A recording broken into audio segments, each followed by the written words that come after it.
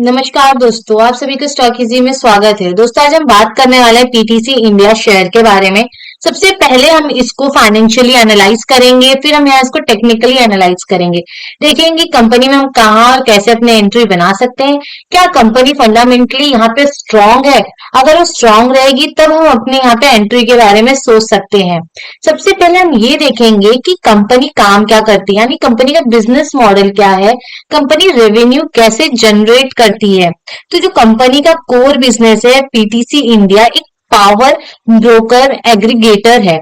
ये खुद electricity generate नहीं करता है, ये बिजली खरीदता है जनरेटर से और फिर यूटिलिटीज, स्टेट्स और कंपनी को ये बेच देता है। मतलब बिजली का दलाल प्लस मैच, मतलब ये मैच मेकर है जहां सप्लाई और डिमांड को ये मिलाता है यहाँ पे।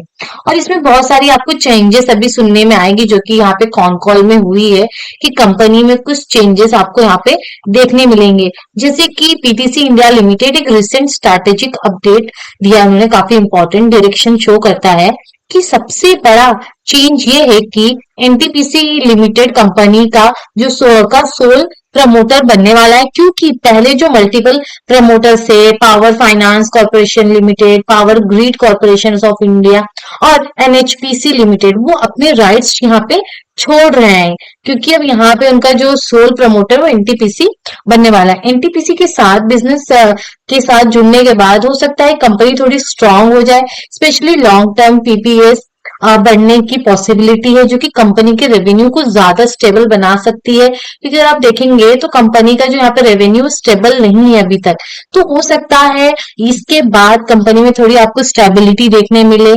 कंपनी के रेवेन्यू में यहाँ पे आप देख सकते हैं कि और यहाँ पे बढ़त होते आपको देखने को मिल सकता है। दूसरी तरफ कंपनी अपनी subsidiary PTC India financial service में स्टेक बेचने का प्लान कर रही है, जिसके लिए एसबीआई कैपिटल मार्केट की रिपोर्ट का यहाँ पे वेट हो रहा है, क्योंकि पीएफएस हिस्टोरिकली एक रिस्की एनबीएफसी रहा है।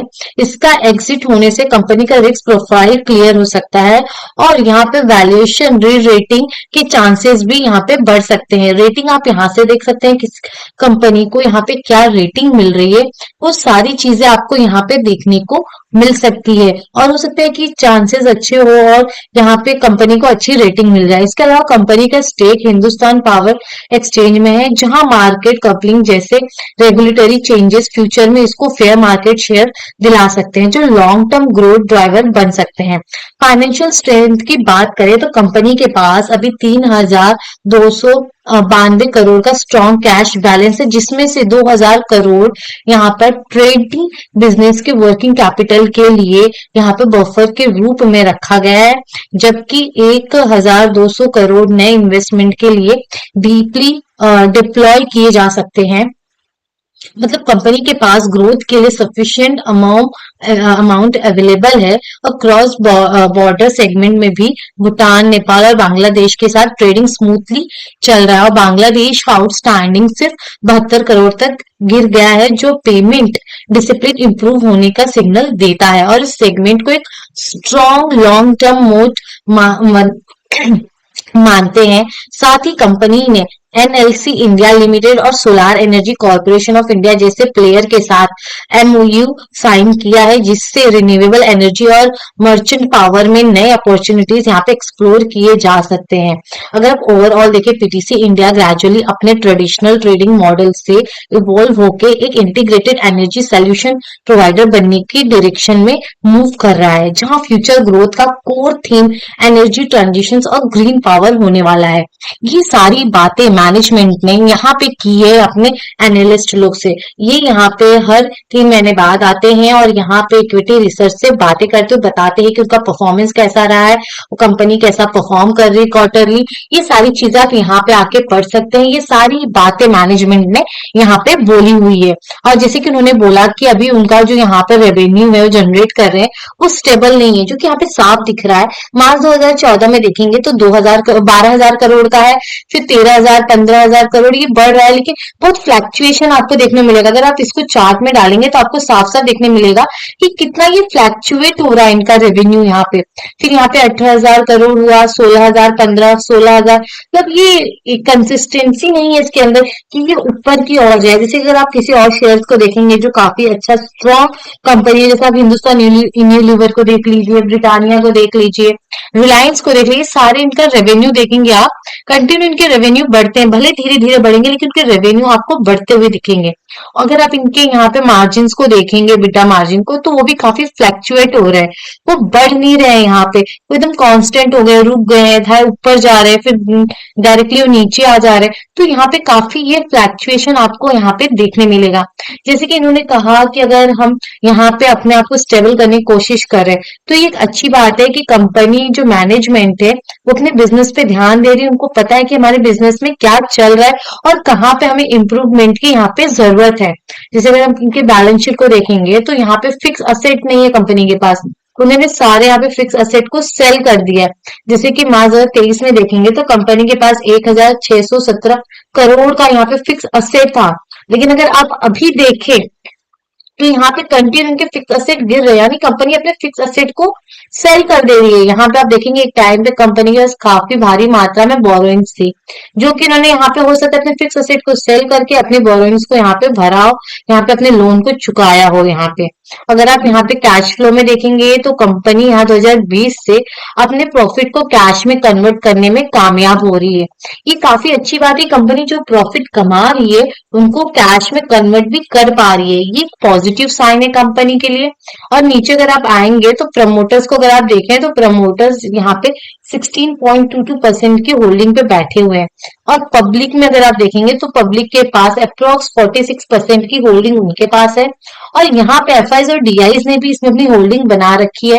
गवर्नमेंट के पास भी 3% की होल्डिंग है, यानी यहाँ पे एफआईज डीआईज भी इस शेयर में इंटरेस्टेड आपको होते दिख रहे कि उनको भी इंटरेस्ट है इस शेयर में।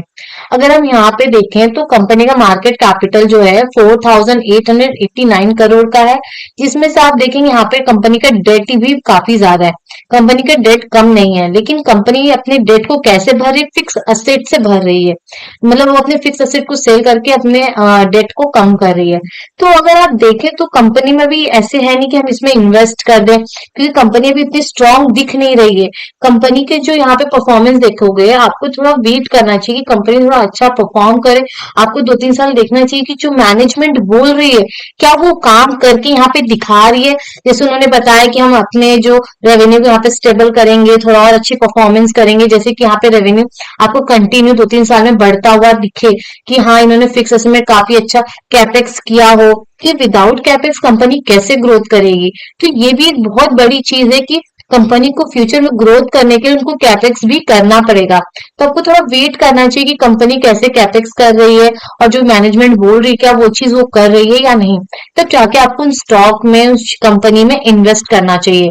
अगर हम यहाँ पे आके इसके चार्ट को देखेंगे तो आप चार्ट में भी देख सकते हैं। अगर हम यहाँ पे देखें, कंपनी ऊपर गई थी, फिर यहाँ पे उसने काफी समय बिताया, ये ऊपर वाला जोन, यहाँ पे उसने काफी बड़ा समय बिताया, और फिर उसके बाद कंपनी रिटर्न नीचे आ गई, और नीचे आने के बाद वो यहाँ पे वापस अपना समय व्यतीत कर रही है। अब हो सकता है कंपनी वेट करे, ये जो होता है ये होता है यहाँ पे इन्वेस्टर्स के, रिटेलर्स के, ट्रेडर का ये बिहेवियर है। हो सकता है यहाँ पे वेट हो रहा हो कि कुछ ऐसी न्यूज आए कि कंपनी अच्छा परफॉर्म कर रही, मैनेजमेंट ने जो बोला वो करके वो दिखा, कैपेक्स कर दिया। अगर ऐसी कोई न्यूज आती कंपनी भारी मात्रा में कैपेक्स किया हुआ है, वो अपने यहाँ पे सप्लाई को और बढ़ा रहे जिससे कि डिमांड को मीट कर सकते हैं, उन्होंने कुछ नया किया, तो यहाँ पे आपको देखने मिलेगा कि तब प्राइस यहाँ से ऊपर आपको जाते हुए दिखेंगे विथ वॉल्यूम, कि यहाँ पे इंस्टीट्यूशनल्स जो उन्होंने इन्वेस्ट किया वो और इन्वेस्ट करेंगे, यहाँ पे रिटेलर्स भी तब आ जाएंगे इस शेयर्स में इन्वेस्ट करने के लिए। अगर कंपनी यहाँ अच्छा काम करती है तो वो चीजें आपको डायरेक्ट यहाँ चार्ट में दिखने मिलेगी कि कंपनी का परफॉर्मेंस कैसा है। ये सारी चीजें देखने के बाद ही आपको किसी भी शेयर में इन्वेस्ट करना चाहिए। तो दोस्तों आज के लिए हम यहीं रुकते हैं। अगर ये वीडियो आपको यूजफुल लगा है तो लाइक, कमेंट, सब्सक्राइब जरूर करें।